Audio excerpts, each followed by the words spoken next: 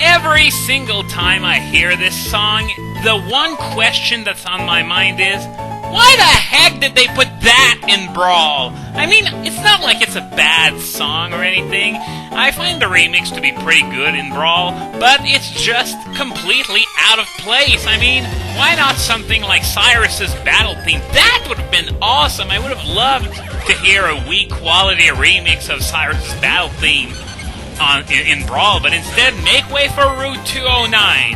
As I said, not a bad song, it's just completely out of place, and you know, I'm just not gonna question it, because overall, Brawl does have an excellent soundtrack, but this is just, really, in my opinion, the odd one out.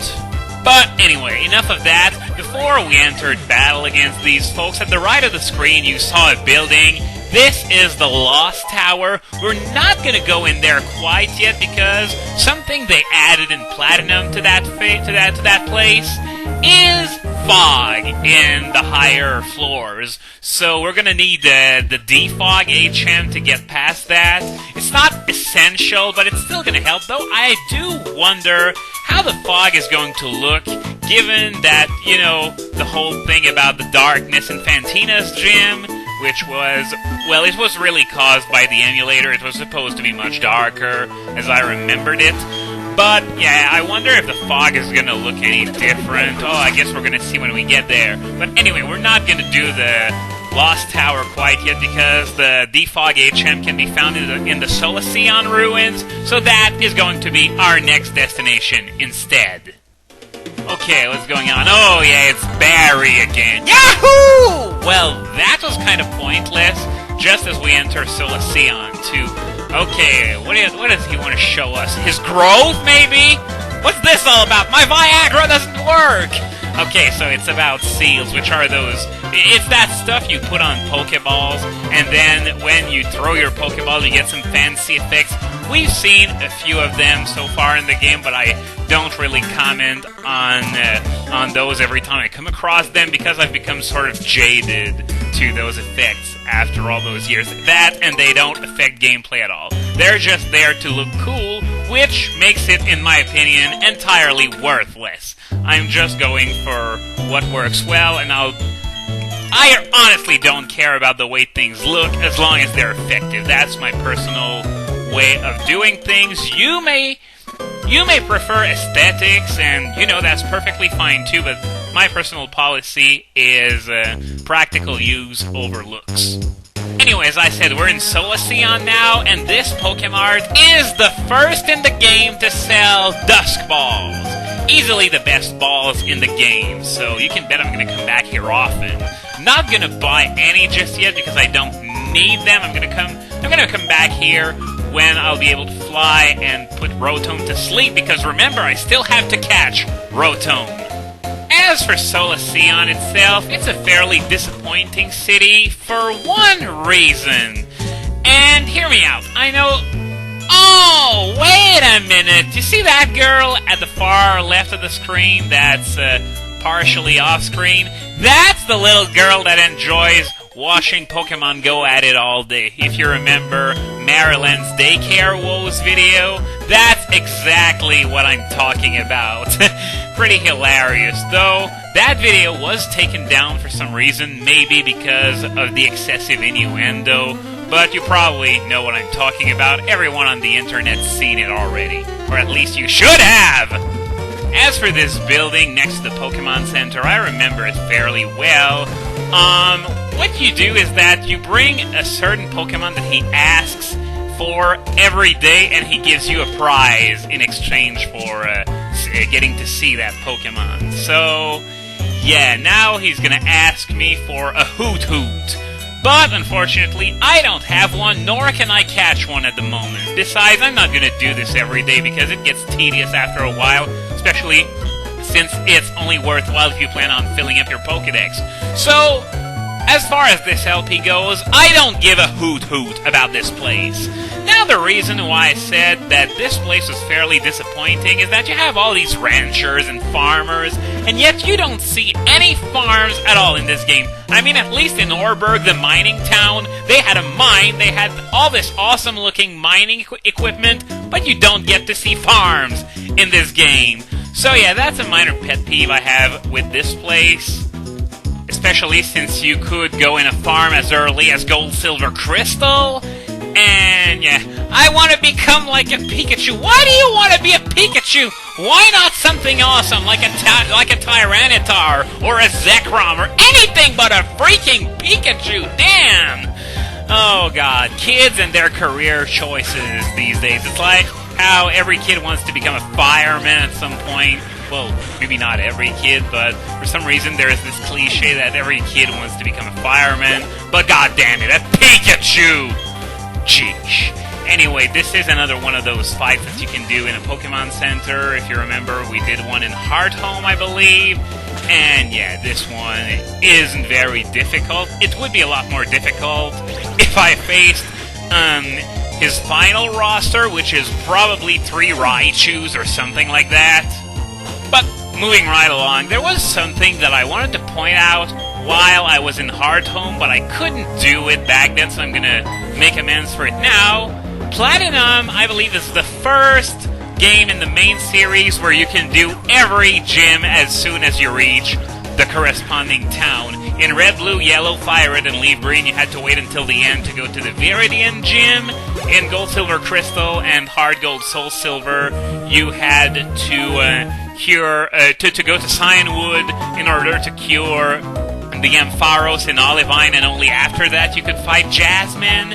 In Ruby, Sapphire, and Emerald, you needed to get 4 badges in order to fight Norman in Petalburg. And in Diamond and Pearl, well, you couldn't fight Fantina until you'd beaten both Maylene and Crasher Wake. Whereas here, well, I already fought her, so that doesn't apply anymore. And I think Black and White are the same. You can fight gym leaders as you get to their respective towns. Maybe you have some things to do in those towns, but you don't have to wait for several hours before being able to fight the gyms.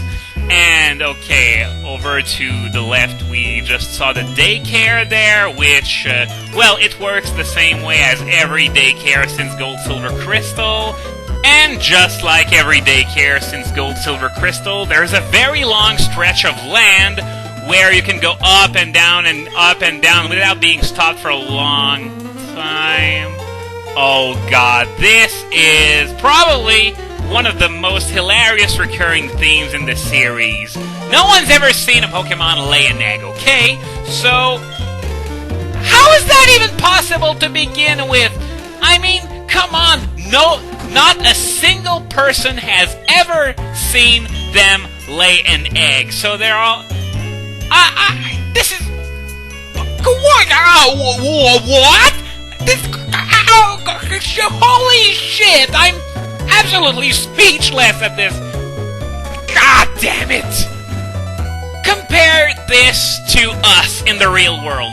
We know exactly how every life form that's been discovered reproduces, and they have no clue how any Pokemon reproduces. Come on, it's just too hard to swallow. Come on. And it's the fact that Professor Elm is this, like, big researcher and stuff. No, not gonna go to Route 210 quite yet. But yeah, he researches eggs, and he's like, this is a mystery that even a dedicated researcher can't crack. No pun intended. But, Jesus Christ, this is just horse shit. Have they never noticed that when you leave, like for example, a Sableye and a Mawile alone with each other, if they're of opposite genders, the egg's gonna be either a Sableye or a Mawile, so it's probably not someone leaving all those eggs there, as that crazy old woman said earlier. So, okay, there's an item there, and we gotta play a life-size version of Plinko to get down there. Oh, fun. So, let's try going. Nah, didn't go the right way. I suck at this. This is so hard. I'm gonna take the bite because otherwise I'm gonna go insane. I'm gonna go down there. Hopefully it's the right path. Okay, and by the way, I saw that item on the ledge. I'm not going to be catching all the unknowns. I'm not even going to be catching one for the sake of making Hippopotas more common, because I can deal with a 5% appearance rate. Okay, I don't want to catch plenty of unknowns just to crank that up to 10%. Now I just went back to the life-size Plinko field just to go into that house, see what they have to say. But yeah, I need to catch 10 kinds of unknowns in order to double the Hippopotas appearance rate in the Ruined Maniac's cave. Not worth it! I'd much rather spend my time looking for the damn thing instead of looking for unknowns instead. So yeah, I get it. I know how the seals work, thank you very much. As I said before, I'm not planning on using them at all, so you can just take that explanation and tell it to someone who actually cares. Barry sounds like the kind of guy who'd be interested in these, but not me. So now this guy told me he would give me some seals. Yes, because the Solaceon Ruins is filled with unknowns, so we're gonna see nothing but that in there. Instead, I play with seals to try reading those weird letters. Well, it's not like unknown alphabet is really that hard to read. And okay, he just provided me with some incentive to go and catch some unknowns, but no, not gonna bother at all. So, with that being said, we're done with our little tour of Solaceon, so we're gonna head to the Solaceon Ruins. As I said, the only Pokemon you can find in there is Unknown, and okay, let's dive right in. Now, okay, there's Unknown writing here. Oh yeah, this is, those are directions to reach the end of the ruins as fast as you can. But I'm not going to do that. I'm going to explore every room of this place because, well, you saw there are 3 staircases in this room. 2 of them lead to dead ends, and some of those dead ends even have items like the Fire Stone here and the Water Stone that I'm planning on using to get a Vaporeon. Is there anything? Nope, not in this one. So, of course, not all the dead ends have something, but it's always good to look. So, yeah, that's basically how it is. You come from one of the staircases, you're supposed to go into another, and the rest lead to dead ends. And those instructions at the beginning, well, they weren't so useful considering, well, I want to go everywhere anyway, so I'm gonna find the end on my own. Thank you very much. And by the way, a little whoops! No, I'm not ready to go there quite yet, so I'm just going to check out this room. Is there anything in there? Nope, so I'm going to head back there. A little tidbit about this place is that there are 6 main rooms with all those staircases in the ruins. And how do I word this? Well, each of these 6 rooms has only one type of unknown in them, as in a letter. So the first room has only F's, the second room has only R's, the third room has only I's, and so on, E and D. So this spells friend. Why this word of all things? Well, my best guess is that it's a subtle, except not so much, attempt at jackhammering the point into our skulls that friendship between the trainer and the Pokemon is essential.